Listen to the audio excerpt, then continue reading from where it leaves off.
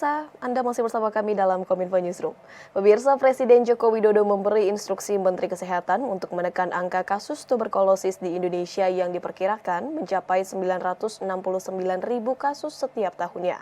Instruksi yang dimaksud oleh Presiden ialah meningkatkan kemampuan dalam mendeteksi penyakit tuberkulosis dan juga penyediaan tempat karantina khusus penderita TBC. Presiden Joko Widodo memerintahkan Menteri Kesehatan Budi Gunadi Sadikin segera mendeteksi seluruh masyarakat Indonesia yang menderita tuberkulosis atau TBC. Menkes mengatakan, berdasarkan estimasi terdapat 969.000 penderita TBC di Indonesia setiap tahun. Sebelumnya dari jumlah tersebut, penderita yang bisa teridentifikasi hanya sebesar 545.000, sementara sisanya lebih dari 400.000 tidak terdeteksi. Namun dengan agresivitas dari program pemerintah untuk mencegah dan menangani TBC, terdapat peningkatan deteksi penderita TBC menjadi 720.000. Sebenarnya justru bagus naik, karena naik itu yang terdeteksi. Yang diestimasikan itu 969 ribuan. Dulu hanya bisa ketemu atau terdeteksi 540, yang sisanya nggak terdeteksi kan bisa nular kemana-mana. Sekarang dengan agresivitas dari program pemerintah, naik. Yang ketemu atau yang terdeteksi naik menjadi 720.000. Kita harapkan sampai 2024 nanti 90% dari estimasi yang 969.000 bisa ketemu atau bisa terdeteksi. Menkes menilai salah satu persoalan terkait penanganan TBC adalah penderita yang tidak disiplin meminum obat sesuai dengan jangka waktu yang dianjurkan. Untuk mengatasi hal itu, pemerintah akan menggerakkan komponen masyarakat guna membantu menyosialisasikan ketentuan meminum obat TBC. Menkes juga menyampaikan bahwa akan ada vaksinasi bagi masyarakat untuk mencegah TBC. Salah satunya yaitu sedang dikaji oleh pemerintah yakni mRNA. Menurutnya vaksin mRNA lebih cepat layaknya vaksin Pfizer dan Moderna dalam penanganan COVID-19.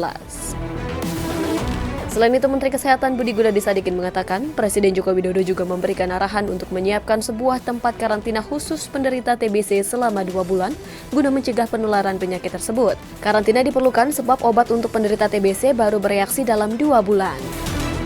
Dalam mendukung pelaksanaannya, Menkes diminta Presiden untuk bekerja sama dengan Kementerian Pekerjaan Umum dan Perumahan Rakyat dalam menyiapkan tempat karantina tersebut. Jadi selama 2 bulan dia tidak menularkan keluarganya, dimasukin ke karantina khusus. Saya disuruh kerjasama dengan Menteri PUPR di bawah koordinasi Menko PMK agar bisa tidak menular dan diberikan obat, dipastikan 2 bulan dia minum obat terus.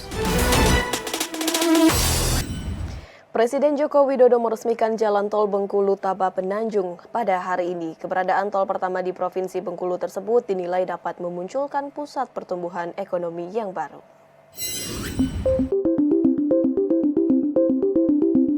Presiden Republik Indonesia Joko Widodo meresmikan jalan tol Bengkulu-Taba Penanjung hari ini Kamis 20 Juli 2023 di Kota Bengkulu, Provinsi Bengkulu. Presiden Jokowi berharap keberadaan infrastruktur ini dapat memicu munculnya titik-titik pertumbuhan ekonomi baru dan dapat mendukung pertumbuhan ekonomi serta peningkatan kesejahteraan masyarakat di wilayah Bengkulu. Dan dengan mengucap Bismillahirrahmanirrahim pada pagi hari ini, saya resmikan jalan tol Bengkulu-Taba Penanjung di Kota Bengkulu, Provinsi Bengkulu.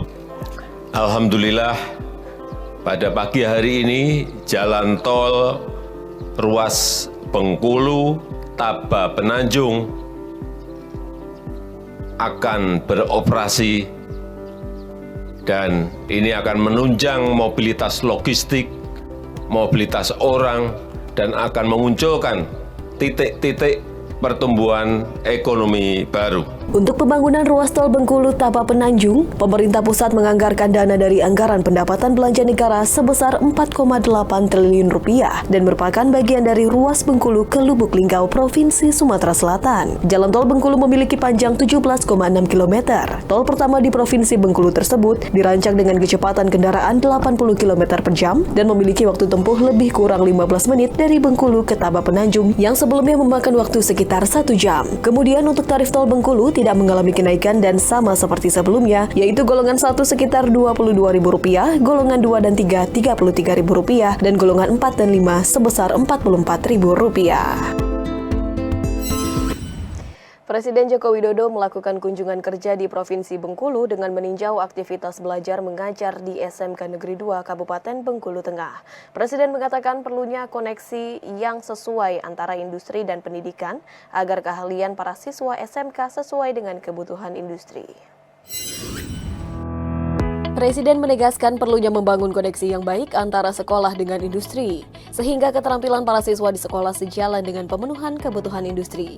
Presiden menilai hal tersebut menjadi penting agar bersaing dengan negara lain. Hal itu disampaikan Presiden saat kunjungan kerja kedua di Bengkulu pada Kamis 20 Juli 2023. Karena apapun memang yang baik itu dikoneksikan antara sekolah itu dengan industri. Sehingga kebutuhannya bisa link and match, terus bisa sambung inline.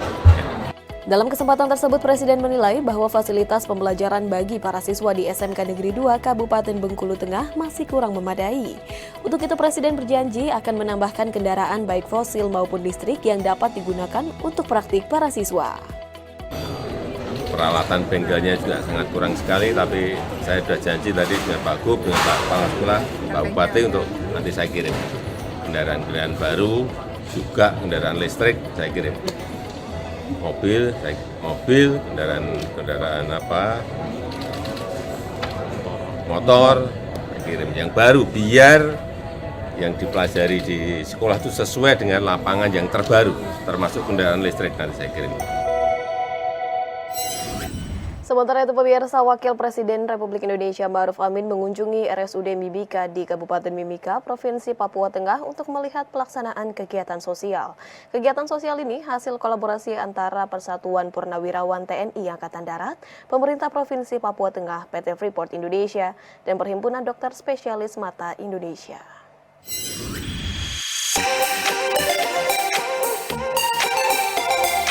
Wakil Presiden Ma'ruf Amin mengapresiasi pelaksanaan bakti sosial di Timika, Kabupaten Mimika, Papua Tengah. Acara baksos diselenggarakan atas kolaborasi dari Persatuan Purnawirawan TNI Angkatan Darat, Pemerintah Provinsi Papua Tengah, Kabupaten Mimika, PT Freeport Indonesia, dan Perhimpunan Dokter Spesialis Mata Indonesia. Adapun tindakan operasi katarak dilakukan oleh tim dokter dari Pardami dengan total 78 pasien katarak atau 105 biji mata, dan operasi bibir sumbing oleh tim dokter RSPAD dengan total 12 pasien. Wapres menilai penyelenggaraan baksos multi-helix operasi katarak dan bibir sumbing yang diinisiasi oleh PPAD tersebut dapat membantu mereka yang ada di daerah terpencil. Pentingnya kolaborasi multi-helix, bukan saja di dalam masalah menyangkut masalah pengobatan katarak dan bibir sumbing, tapi juga untuk semua langkah-langkah percepatan pembangunan di Papua dalam segala halnya. Maraknya katarak di Puncak Jaya dan daerah lain di Papua, utamanya di Lembah Baliem, disinyalir karena asap dapur yang terletak di Honai, rumah tradisional mereka. Rumah Honai tidak berjendela dan hanya memiliki satu pintu. Di kesempatan yang sama, Ketua Umum Persatuan Purnawirawan TNI Angkatan Darat, Doni Monardo, selaku penggagas baksos operasi katarak dan bibir sumbing di RSUD Timika menyampaikan harapan agar TNI juga bisa melakukan operasi perbaikan atau renovasi rumah-rumah masyarakat sehingga ada sirkulasi udara yang baik. Menurut Doni, dampak dari paparan asap pembakaran yang biasa dilakukan masyarakat Papua di daerah bukan hanya kepada generasi sekarang, tetapi juga bagi generasi mendatang. Jadi bagaimana warga Papua itu harus kita jaga kesehatannya, sehingga ke depan matanya sehat, tubuhnya sehat, semuanya sehat. Sementara PJ Gubernur Papua Tengah Ripka Haluk mengatakan pihaknya juga akan lebih gencar menyosialisasikan kepada masyarakat tentang pentingnya rumah sehat. Dari rumah adat itu bisa dibentuk juga kita membangun rumah sehat untuk masyarakat. Ini akan, ya saya pikir pemerintah sekarang sudah melakukan, tetapi harus terus kita tingkatkan. Tanpa mengurangi kultur mereka, tetapi bagaimana kita mengajarkan sanitasi rumah itu harus lebih sehat. Mungkin itu yang menjadi PR kami yang akan harus kita kerjakan terus dalam rangka meningkatkan percepatan kesejahteraan dan kesehatan masyarakat kita di Papua. Terima kasih. Pemirsa, usai jeda Kominfo Newsroom akan mengulas mengenai kesiapan destinasi wisata super prioritas Sambut Wisman sesaat lagi.